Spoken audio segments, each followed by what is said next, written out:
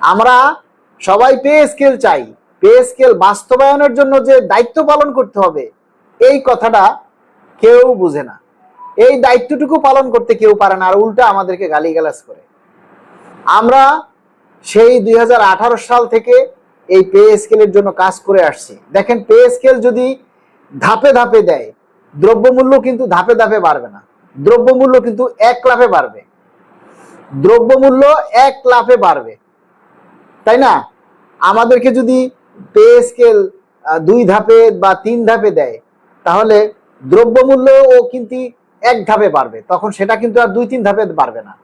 আমরা চাই আমাদের পে স্কেল বাস্তবায়ন। আজকে আবার একজন ব্যাংকার আমাকে ফোন করে বলে যে, ভাই আপনারা তো এখন আবার 2 ধাপে চাচ্ছেন, সরকার মনে হয় 3 ধাপে দিতে চাচ্ছে, তো আপনারা আবার 2 ধাপে চাচ্ছেন, তো এখন এটা নিয়ে যদি সমস্যা হয়, সরকার যদি 3 ধাপে দিতে চায় তাও আপনারা রাজি হয়ে যান, আগে শুরু হোক, শুরু হোক, পরে আবার আন্দোলন করে আবার দরকারে ধাপ কমাবেন। তখন আমি তারে বললাম যে, ভাই দুষ্ট গরুর চাইতে শূন্য গোয়াল অনেক ভালো।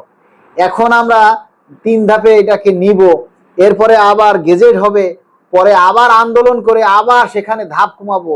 সবকিছু কি মামু বাড়ির মোয়ার গুল্লি পাইছেন যে যখন যেভাবে বলবেন সেভাবে এটা হবে? যা করার আপনাকে এখনই করতে হবে। দাবি করার দরকার, আমরা দাবি করছি। সরকার কি করবে সেটা সরকারের দায়িত্ব, সরকার কি করবে সেটা সরকারের দায়িত্ব, তাই না? এজন্য আমরা আপনাদের সবাইকে অনুরোধ করব, সবাই একটু দাবিটা করুন, সবাই একটু দাবি করুন। এখানে বরিশালের কারা আছেন যুক্ত? বরিশাল, পটুয়াখালী, খুলনার মধ্যে কারা আছেন? বরিশাল, পটুয়াখালী, খুলনা এগুলিতে কারা আছেন? তারা সবাই একটু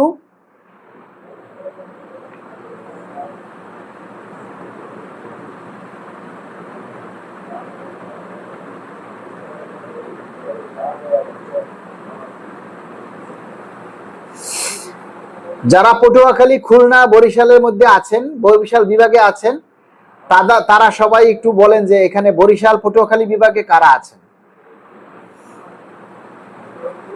বরিশাল, পটুয়াখালী বিভাগে কারা আছেন? আর আমাদের স্পষ্ট কথা ভাই, আমাদের যত আন্দোলন সংগ্রাম বা সামনের যত কর্মসূচি হবে আপনাদের টাকায় হবে, আমাদের টাকা দিয়ে আমরা আর কোনো প্রোগ্রাম করব না। স্টেট কথা, স্টেট ফরওয়ার্ড কথা। ভোগ করবেন আপনারা সবাই একা, আর টাকা খরচ করব আমাদের সংসারের বেতনের টাকা, সেটা হবে না। আপনারা টাকা দিলে প্রোগ্রাম হবে, টাকা না দিলে প্রোগ্রাম হবে না, সোজা হিসাব।